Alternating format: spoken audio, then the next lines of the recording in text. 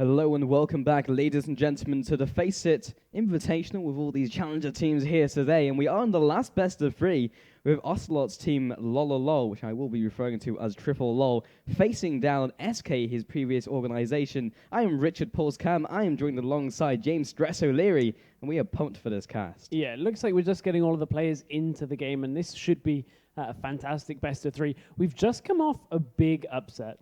Yeah. I think it's safe to That's an say understatement. it's like a massive upset. The fact that Cloud9 Europe, who have been dominant for the past few weeks in Challenger, just fell to Unicorns of Love, who to most people will be considerably unknown. Yeah, and hopefully this is a new team that's just going to burst onto the scene, because we've already had Ocelot's team. Then we had Cloud9. We saw that in the Scan Invitational. We've seen the Fox Sound, who have looked really good in the EOS Challenger Series. So now we could have Unicorns of Love. Yeah, it's very interesting indeed. I mean, there are a couple of people out there that will know Unicorns of Love. They're not by any means a brand new team. They have been playing for a little while, but certainly not posted a result like knocking Cloud9 out of anything before. So, that it's a good start for them. And I think we are going to head into this game very shortly. All of the players are ready. And we are into picks and bans here for game number 1 between SK Gaming Prime and Team Triple LOL. Triple LOL, indeed. So let's get into these band champions. And once again, this is a new best of 3, so that means new band champions. The first one is going to be Ziggs coming out.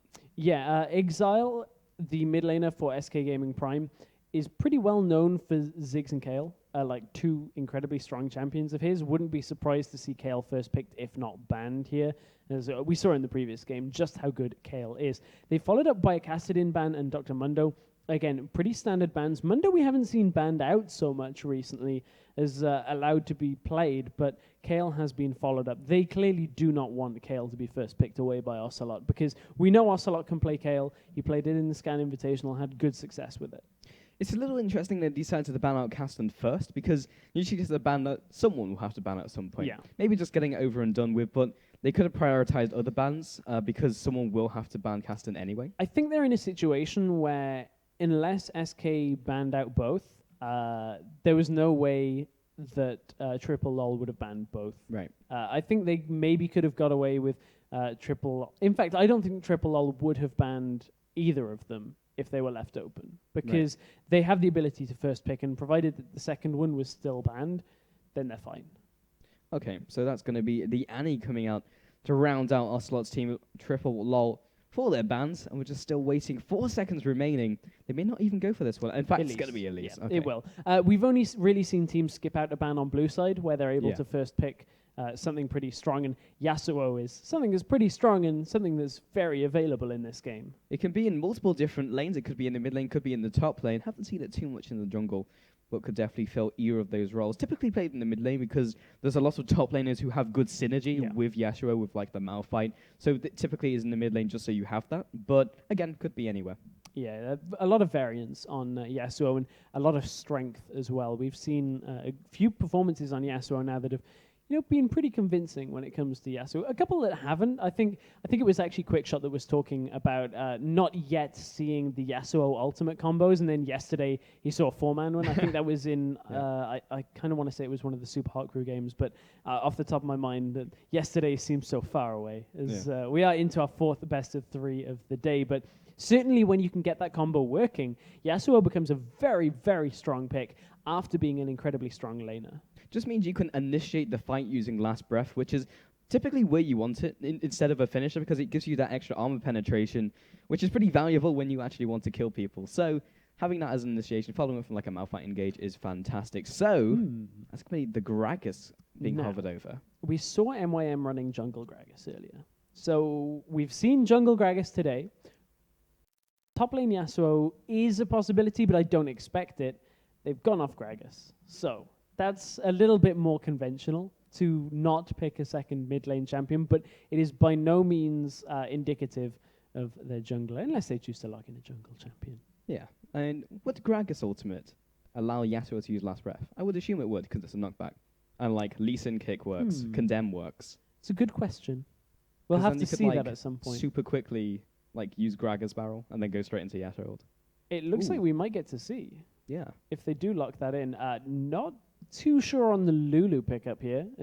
I guess they know it's a Thresh lane, so at this they swapped to Jinx. Okay, makes more sense. yeah, I'm not going to go into that point. However, the Jinx pickup alongside Gragas, that's quite a lot of combo damage, all in all. If they can land a good rocket into Gragas ultimate, then into Yasuo ultimate, that's a significant amount of damage that's going to come out in that lane. Now, we did see Fizz as a counter earlier to Yasuo.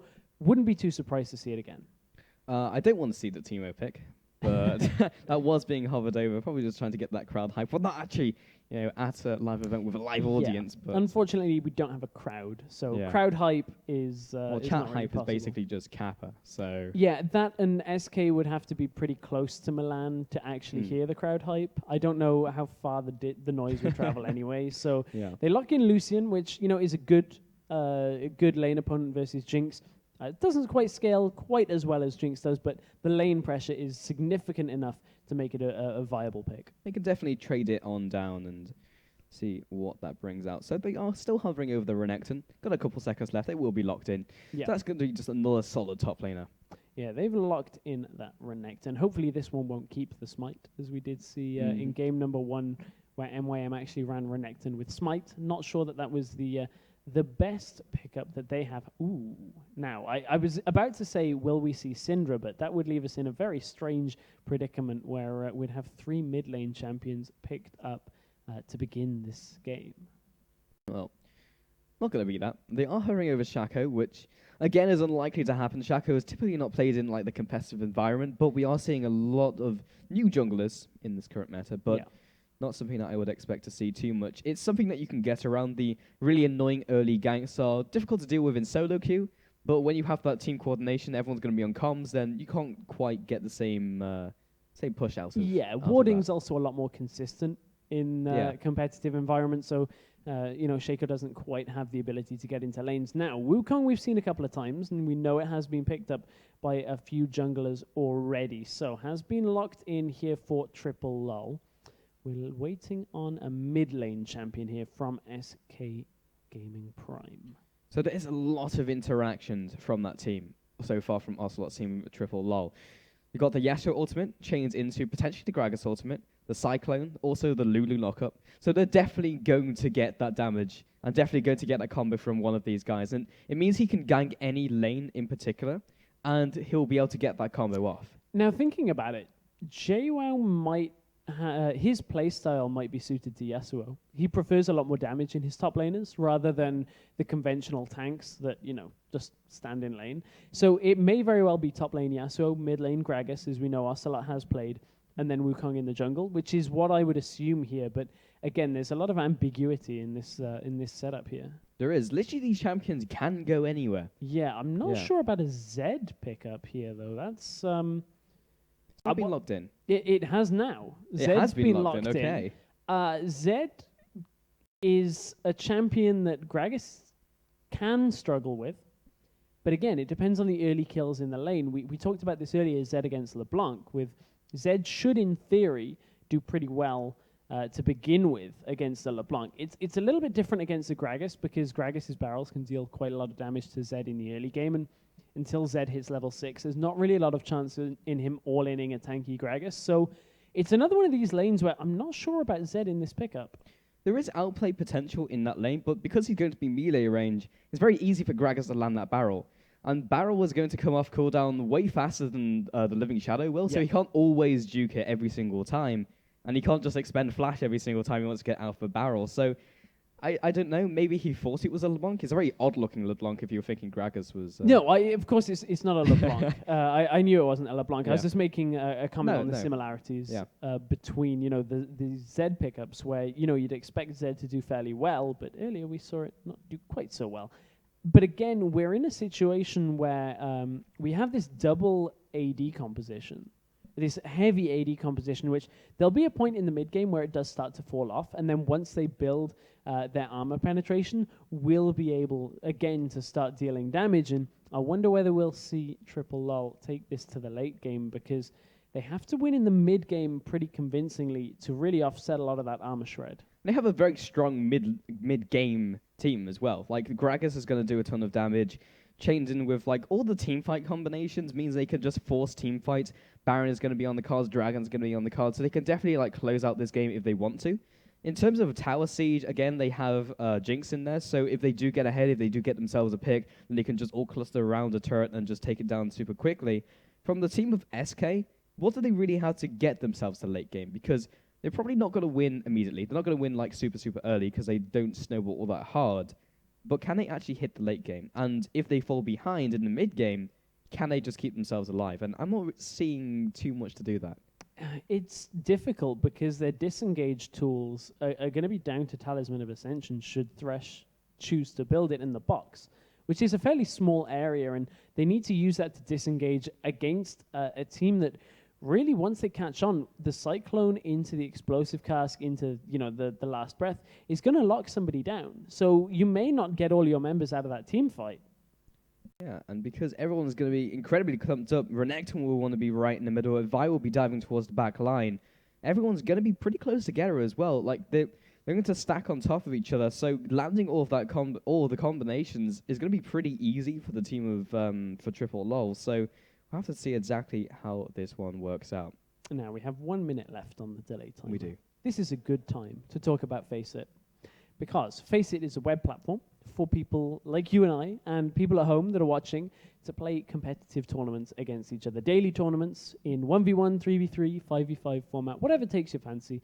Grab some friends, jump on to the FACEIT platform, and you could win some pretty awesome prizes. Everything from keyboards, headsets, all the way up to a car. And I believe the car is one of the things that I believe premium members get access to, if I'm not mistaken. Indeed, and there is a promotional code that you can enter, so if you want to go over to FACEIT, before we jump into this game, you can make an account, enter that code, and then you will also have premium for a month. So if you do grind up a ton of points to get 5 million in 1 month, then you can get... Well, that's the first mess up of I'm the going day. to cut you off before you talk about driving your way out of your league, but... I wasn't even going to recycle that joke I'm again. cutting you off. You can't use the joke right, 3 fine. times in a row. That's not good. No. That's too much recycling. I mean, I know we're meant to be saving the planet and all, but recycling comedy is not one quite of the work. 5 R's. Okay. So we are going to be jumping onto the loading screen, getting into game very shortly, but I completely lost my chain of thought. I was talking about something about FACEIT and you cut me off. Well, yeah, you were Like something talking that was about not even comedic. getting 5 million points, but Oh, yeah. that's... possible. you'd have to win a It's lot very of possible. 1v1s. You would. So. I mean, there are 1v1 tournaments. There's 1v1 ARAM tournaments. So if you're into that type of stuff, RNG it up. Yeah, ARAM. Everybody loves ARAM, and everybody loved the Snowdown Showdown. Mhm. So have Snowdown every day. Yeah. Except you wouldn't have all the poros. Yeah, okay. You probably wouldn't have the poros so much, but it's still the same game mode. It's all It's good. the same map. We are loading into game here between SK Gaming Prime and Triple LOL. Triple LOL being the team. Well, some of the team that competed at IEM under the Ocelot World banner. They were a bit of a mixed team. They had Haydal there for IEM. I think it was pretty much Haydal was the biggest change that was made to that lineup. And they ended up taking, I think it was 3rd, 4th position on the IEM Sao Paulo this previous week. So they've not long been back in the country. It's also worth mentioning that Super Team EU Kappa, which is now SK Gaming, which they are now playing in this game, they replaced their bottom lane. Yeah. So they actually changed their lineup halfway through a tournament, I believe, and they didn't do as well. Well, I think that was a change that was a little while ago. Ever since, however, they've knocked out Ocelots. It wasn't Ocelot World. I keep wanting to call them Ocelot World. Yeah. It's Triple LOL. Well, they used that name when they were Yeah. over in IEM. Yeah, so they knocked Triple LOL, or Gamers 2 as they were known in the Riot Challenger League, out of the Riot Coke Challenger League. So this is a grudge match here for Ocelot and the rest of his team to avenge their loss in pretty much one of the biggest stages they could have been in. So we'll see if they can do it. I mean, their bot lane is now looking very good. The synergy is definitely there. They've been together for a couple of weeks, as you just mentioned. And this loading screen's been a pretty long loading screen. It has been a rather long loading screen, but I'm sure, one of these players may be playing on a toaster. But It's very possible. We'll be into game very shortly. It won't be too long before we are in there. But this is a big game. Like SK Gaming is Ocelot's former organization, which has been a while since he's been a part of them. So how will he, fare against his former organization's Challenger team that knocked him out of Challenger? We'll have to see, because we are jumping onto the Rift with the last matchup of today, the last best of 3, but this will be the first game of this best of 3 with Ocelot's team Triple LOL, who we will be calling this game. However, they are called LOLOLOL, I believe is their full title, facing down SK Gaming. And if you haven't realized already, Ocelot is on a Smurf of his account called Yo Pretty Lady. So Ocelot is in this game. Yes. He's just on a Smurf. I'm not going to call him that. I will be calling him Ocelot, if that's what he was trying to do to his poor casters. You'll slip up once, I'm sure. I It's know. okay. We probably both will. But, Jay Back in wow Gangnam Style. wow wow wow is taunting out in the top lane. I don't know what it is about this team, but they really like to make us repeat things. Yeah. How many times has Jaywas changed his name? It's always something different. Well, ever since Riot allowed you to change your name with IP, a lot of the Challenger League players are just changing their name every day because the amount of IP they have stacked up. So as good as it was to allow people to change their name, it's kind of annoying. Yeah. Quite annoying because, well, Luckily, JWoww keeps it within JWoww keeps it within the realms of knowing it's JWoww. So it's not too bad, because you know exactly what the change is. But we'll see. We'll see who changes their name to what. That's not too important right now, because No, we're it in SK Gaming Prime against Triple LOL. So I think this is one of the... Okay, I'm not going to make that comment. I've immediately realized that is an incorrect statement. But both of these Okay. guys are going to jump onto their buffs. I was going to say that I think this is one of the first times we've seen more biscuits than we do usually. Because typically we usually just see the health potions. So we definitely see bigger dumps into utility masteries. I now see why you didn't make that comment. Yeah. First. But the dump into utility masteries is still a valid statement. Yeah, it is, and it's not an invalid statement to say that we're still seeing a lot of Doran shields. I mean, we're seeing them on both supports, mid lane and top lane, which, is not uncharacteristic of the current metagame, so not too surprising to see them picked up here. Okay, so Exler in the middle lane facing down Ocelot. We'll see exactly how this matchup goes. We were a bit curious about it because it was Zed into Gragas, but Yuki still trading off against that bot lane. 6, and also his AD carry of Lucian, but not too much going to happen just yet. So we were talking a lot about the mid lane and how Zed actually fits into that matchup versus Gragas. Yeah, I'm a little bit hesitant to call it in the way of Zed, mainly because we did that earlier with the LeBlanc lane, and it ended up backfiring. It's highly dependent on jungle pressure and the amount of harass that can be put down in the early game. If Gragas can output a lot of harass against the Zed and really delay his level 6, he can actually do fairly well in that lane. Yeah, it means his all-in as well when he hits that point when he can just nuke him out. Means that won't ever really happen, or he'll hit level 6 first, so he can actually get the kill onto him, which is actually what we saw in LeBlanc matchup. But we are in the new 5 versus 5 in a best of 3. Getting my numbers and words mixed up, but top lane do have Wukong moving into this further up brush. Now, there's a bit more damage that'll come out of a Yasuo in the early game. Of course, we'll have the Steel Tempest available for knock-up onto Renekton. So it's a little bit more viable to gank for a top laner such as Yasuo. However, Mozilla will take quite a bit of damage before falling, so they do have to make sure that this is time well spent, which as of yet, it isn't. Bot lane still just pushing themselves out. AD carries are completely equal in CS, but Yuki and Dial definitely have the advantage, pushing Zavan completely out of the minion line. Now in the middle lane, Vi looking for this going to happen onto Ocelot. The Vault Breaker is being charged up, but will fizzle out. Still sticking around though. I have a feeling that Zvanillion, I nearly couldn't read it, is actually Neil's former IPG AD carry. I'm pretty sure it's just a name change from that. So if people aren't familiar with the full name, that is actually who it is. Alright, and now Perry heading up to the top lane onto JWoww. The flash comes down, and the flash in pursuit. First blood goes down to Mozilla. And that's the problem with having one of these non-tank top laners, is you're pretty susceptible to dying early. If you're pushed up, if the jungler really just notices that you're in a position to get ganked, that's going to be a tough lane for you. So the bottom lane just being pushed in. Momentary advances in terms of CS before that one evens itself up. So Ocelot has already gone back and moved back into his middle lane. Picked up the double Darrens, and Diode actually gets locked down by 6 in with the Flay. Piercing Light comes through and will get instantly squirreled and pushed back to his turret. Yeah, Zap just clipping that minion there, but you can see Yuki putting a lot of harass down against the bottom lane of SK Gaming, and this is a difficult situation to be in because Jinx can start doing damage to turrets pretty early on, and they're forcing a jungle reaction here. So Vi heading down. In fact, just going to loop all the way around the side. Might be the only gank route they can really get through because the ping went down onto exactly where that ward location was.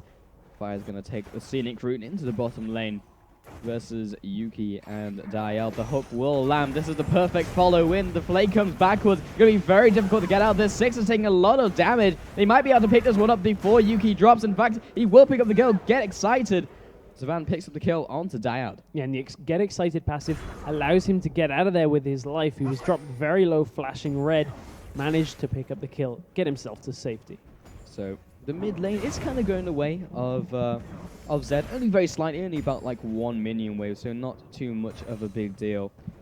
But he's definitely coming out ahead in this lane. Hasn't actually gone back to base yet, so that's kind of makes up for the differential in terms of CS. Yeah, we'll see what he does itemize. I wouldn't be surprised to see, you know, the normal Blade of the Ruin King or Brutalizer route. There's not really too many ways of building a Zed that are all that different. It's all down to, do you need the extra mobility from the Blade of the Ruin King, or do you just need the flat damage from Brutalizer? Right. So Exler been dropped pretty low, heads into the red zone. We did ping up on the side. Now Wukong heading around the side. Vi is around the area.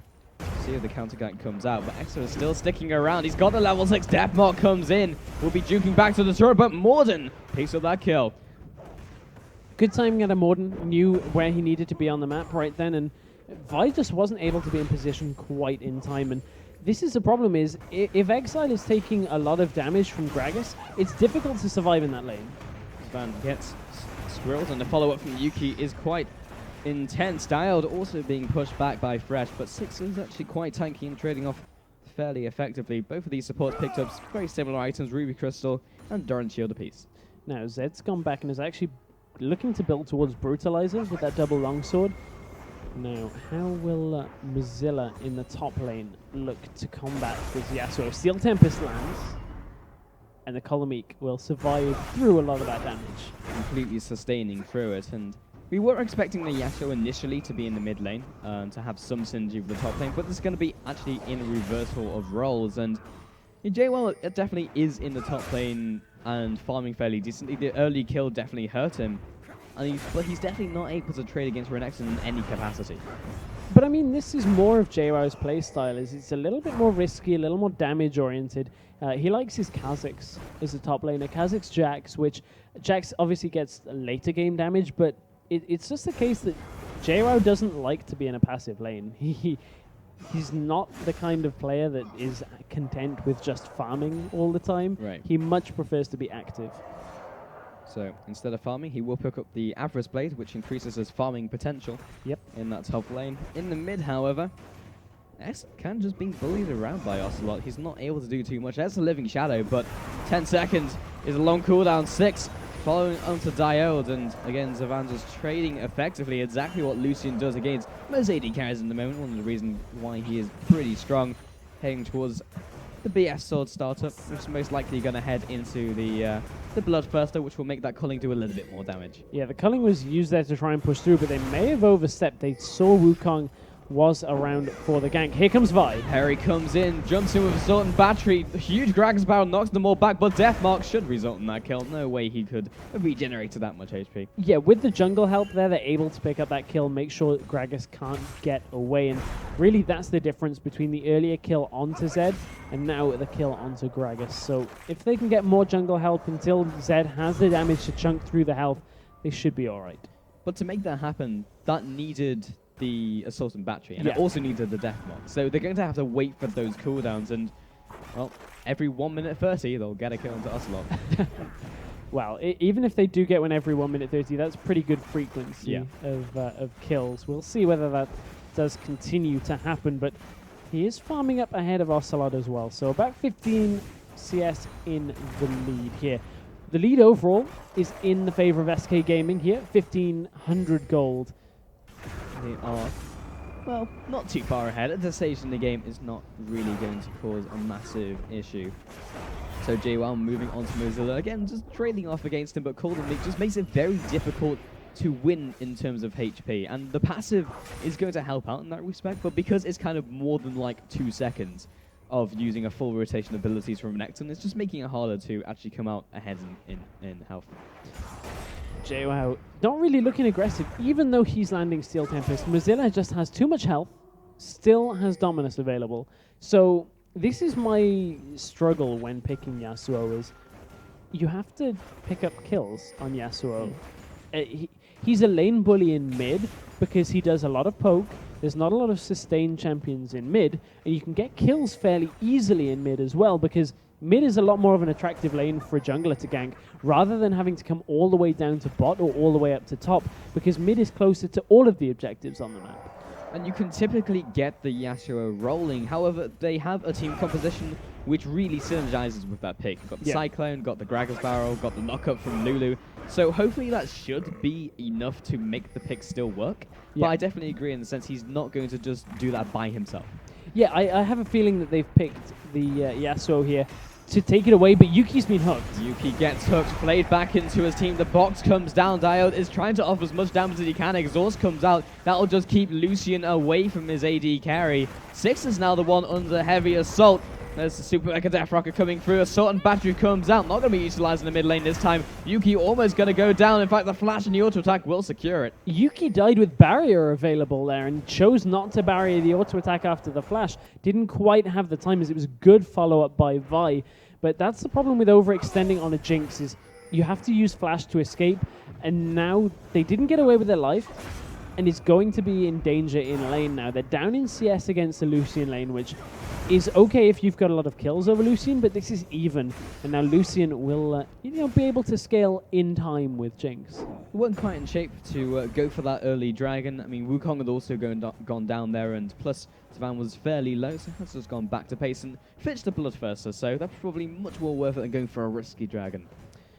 Now back up at that top lane, you can see Mozilla has picked up most of the components of the Sunfire Cape, which of course not only is what you want to build on Renekton, but circumstantially is very good against the Yasuo because it gives him extra armor. So luckily the AD pick into an armor building champion works out here for SK Gaming, and I have to wonder whether they picked Yasuo thinking that they were just basically planning on taking it away from SK.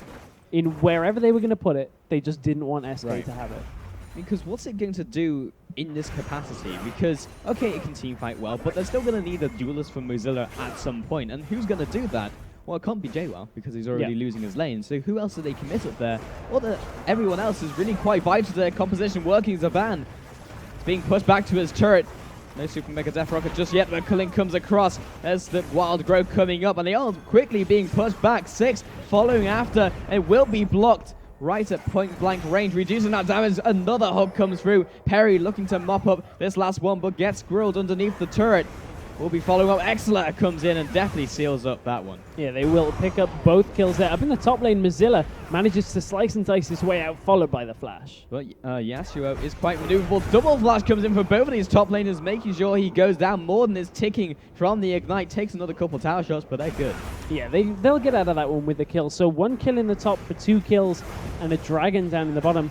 Looks like Triple LOL have to secure themselves that tower really to maximize that. Exiles found himself Ocelot in the jungle. He takes big damage. Yeah, the Deathmark comes across. We'll see how much more he can do. Doesn't look like he's got enough burst and enough follow-up from his team. Now, Gragas utilizing Explosive Cast.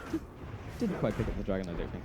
Explosive Cask was used to deter Zed away from that fight. Right. Because, of course, Zed would have loved to have landed more auto attacks there. He was very close proximity to Gragas, so would have maximized the damage on the Deathmark. You saw the Deathmark pop on screen. It did very little damage because of the amount of damage that wasn't done to Ocelot during the animation.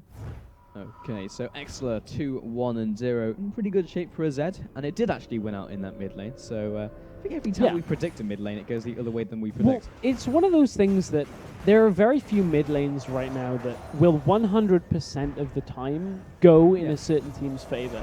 I mean, when teams are this close, it is all dependent on jungle pressure. That yes, Zed is a favorable matchup in there, but it doesn't mean that he's automatically won that when he gets into the game. And I think that's one of the difficulties trying to convey that, is that you don't want to say, well, this lane's over for Zed, but at the same time, it's difficult, like when you predict a lane and then it just completely goes the other way if you're so, so focused on it.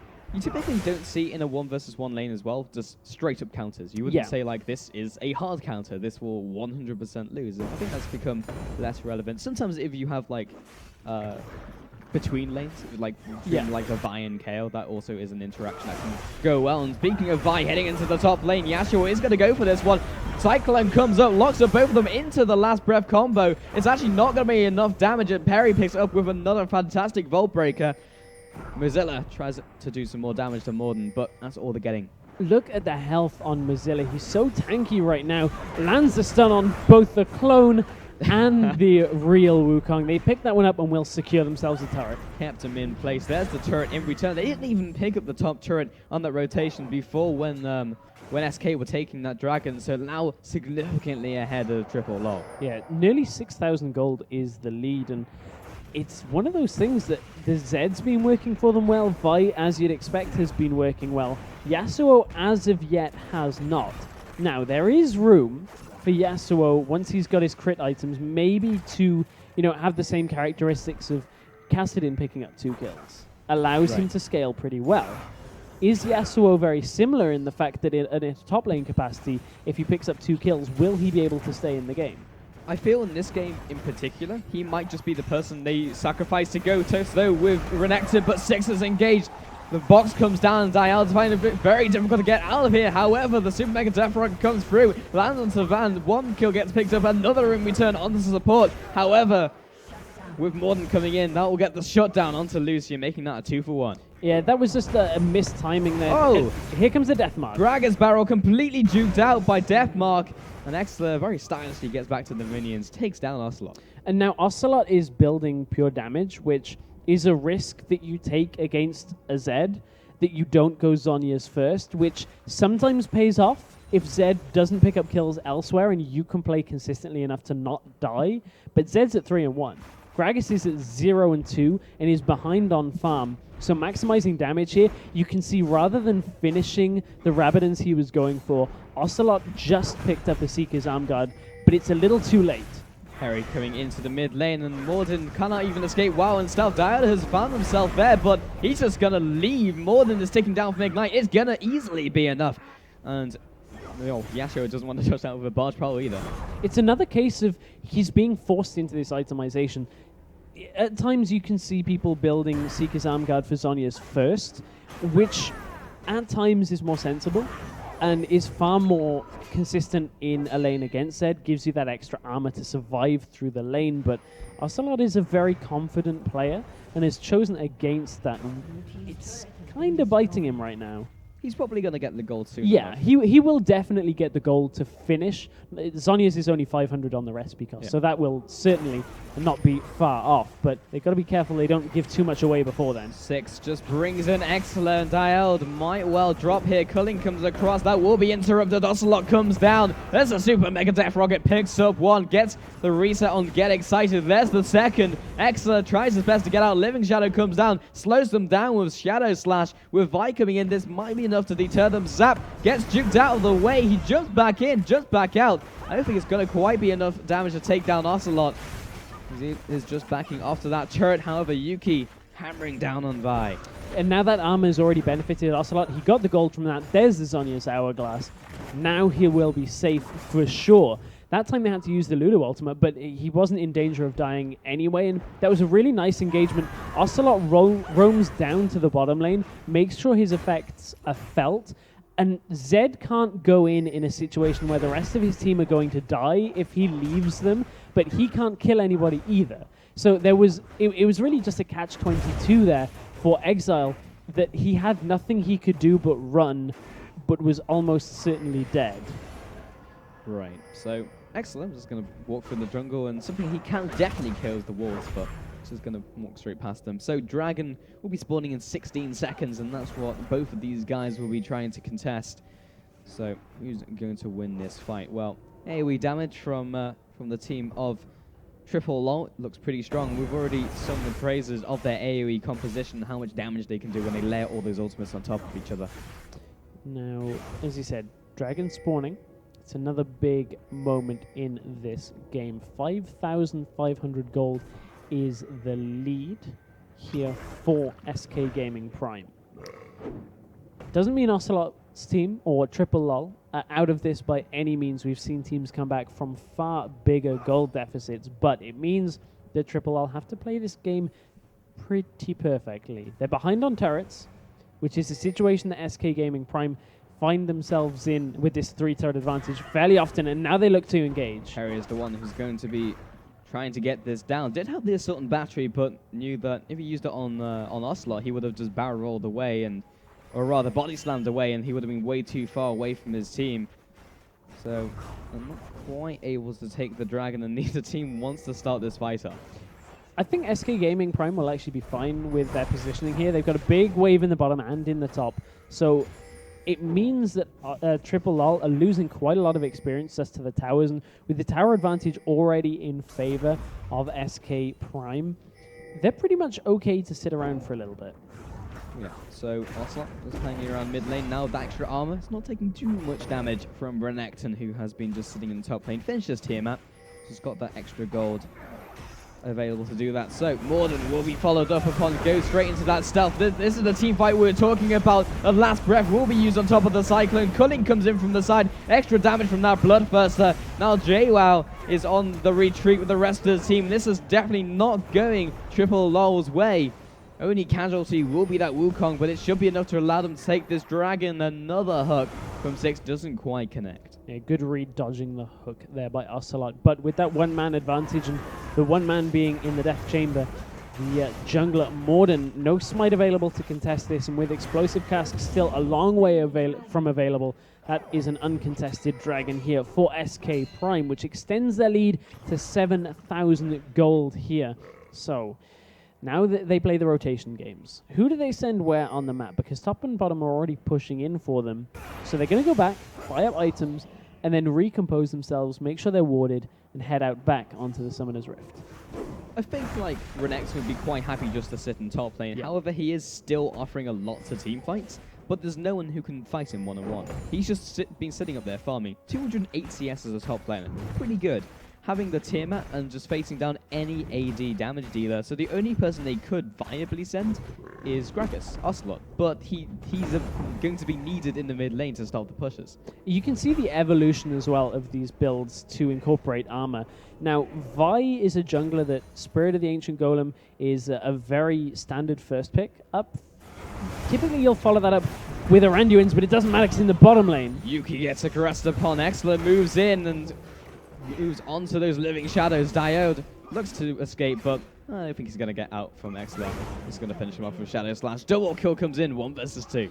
Yeah, so Vi normally would pick up Aranduins, or you know, another armor item, but has opted for Sunfire Cape, which is going to increase the damage as well there, which, you know, I think the armor from it is going to be good as well against this against this AD composition. But there's another engage. Morden jumps in. There's the combo with the last breath into Cyclone. And now they are already having to be on the retreat. They did nuke down 2 targets, but it only requires Mozilla and Perry to go back in. 1 for 2 trade, but it didn't even stop SK's push. And it's not even that. Down in the bottom lane, Zed is still pushing. And JWoww is looking to go aggressive here, but Mozilla still has so much health. They cannot even fight Mozilla. 1 versus 2. Perry just backed off, but they can't fight without Renekton. There's just no way they can fight it. And a 6-1 Zed shreds through that bottom lane turret. Now up to 4 turrets to 0. This game is snowballing away from Ocelot. It doesn't seem like they can do too much else on top of that. 9 and 15 is the current scoreline. And a significant gold advantage. Not even 1 tower has been picked up by the team of Triple LOL. So it looks like history is going to repeat itself, and SK Gaming Prime in very good shape to take the first game of this series. They do have to be careful, though, because the amount of damage that came out from Gragas and the combination with Cyclone and Yasuo as well is still significant. They do have to be aware that if they do choose a poor engagement, Triple LOL will quite easily come back into this one. Ocelot is very close to finishing his Rabadon's death cap as well, so that's going to be a huge damage spike. And they're already nuking down at least the back line. They took down the bottom lane in that last fight. They haven't really been able to stop the push. They just go with their full burst, they kill people, but it doesn't even seem to phase SK Gaming. They just carry on going. And now Zed with the Last Whisper as well, alongside that Blade of the Ruined King Brutalizer, is going to shred whoever he touches. There's not a member on Triple LOL that will be able to withstand that damage. And you look at a pick like Yasuo, who, for the top lane, we've already talked about how top laners are tank focused. They soak a lot of damage. You can see right now, JWoww is not soaking a lot of damage here. Perry coming up as the top lane, but Mew on the bot lane. That's going to be the death mark completely mitigated, but Excellent still has more damage, and his kit Shadow Slash comes forward and picks up that kill. There are no members on Triple LOL that can soak damage. And against a team that has as much damage here as SK Prime, that is a really, really big oversight. This is a very easy decision to go onto the Baron, but how fast can they take it down? The answer is not very quickly. They might have to just engage, but Triple LOL not even content to even try and push that, and that is because Exlo is just taking their base. Yeah, they're losing at least one of these objectives, and by now, Exile's had enough chance to take down that tower. He takes down the turret and gets the inhibitor turret. At this point in the game, we're only 26 minutes in. So they ended up losing everything. They lost the Baron, which they didn't contest, and then they went back too late and also lost the inhibitor turret. I guess they didn't lose the inhib, but because of that rotation and they sent everyone bot lane, they're going to lose the middle turret on top of that. They're just being completely outmaneuvered.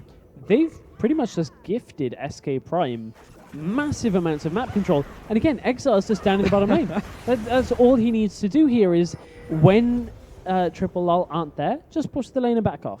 Zed has enough mobility that is purely possible. They have to commit at least 2 people to him, because whoever goes in by themselves will die, no matter who they have on that team. We've already seen him 2v1 Yuki and Dude. Yeah. So they can't send those two. What combination of players can they send? I guess they could just send Morden and Ocelot, but then you just don't have a team fight and then they win them in the mid lane push. Yeah, I mean, how do you combat this? There's nobody that can take the damage from Exile. There is actually nobody on the team of Triple LOL that can face up to him right now. And they're a long way from being able to. He's 7-1-1. And just got a Hex 2.5 Drinker. damage items, Hex Drinker, and on his way to more Malmortius. Yeah. Quite strong. That is very strong, especially when you consider that there's been almost no armor itemization out for Triple LOL. I mean, they've got the Seeker's Arm Guard. That acts as pretty much their only source of armor here. Ninja Tabi on Wukong, but he's opted for more damage with the Brutalizer to go towards a Black Cleaver to deal more damage. But the problem with having damage in the top lane, damage in the mid lane, and damage in the jungle is if you don't survive long enough to deal any of that damage, the game is done. Because Exler is so far ahead of the game, he already has that armor penetration. Yeah. And most of those members from that team of Triple LOL, some of them don't even have armor. Yeah. So they haven't even started that train, and he's already passed it. So it's not like they can just say, okay, at this stage in the game, let's build Fawn Mails. It's just not going to work against Exler's damage. Just what do you do at this point in the game? Now the 5-man stack heads towards the bottom lane. I don't think Triple LOL can fight this. Well, they're going to give it a good attempt. This might be last chance to loon. There goes the box, and Savannah's can be completely untouched into the back line. JWoww gets pop, and the rest of the team. Ocelot is zoned in the middle of SK. Instantly dies as soon as he's out of that. Dialed backs off to the tower. Yuki, this looks like game 1. SK Gaming Prime taking this against Ocelot's team Triple LOL, looking very convincing in this first game stress. And they couldn't have asked for a better engage than that. They got Exile with the Steel Tempest Tornado. and followed up for a lot of damage, but Exile just used Deathmark to avoid a lot of the follow-up damage and then used Living Shadow to get out. That is game number 1 in the books. SK Gaming Prime continue their performances against Triple LOL here. Indeed, and they're going to carry on doing that through this tournament. So that was the first game going to SK Gaming, and we are now still in the best of 3. So there is a complete chance for SK, or SK's former player, Ocelot's team. It's a lot of SK. There is quite a lot of SK in this game to come back into this. We've seen it before. We've had upsets and then 2 wins on the bounce, so it's fully possible in this Invitational. But will we see continuation of our last series where Cloud9 Europe would lose the first game and then lose the second and crash out in the quarterfinals? That remains to be seen. We'll be back in just a couple of minutes here with game number 2 of Triple LOL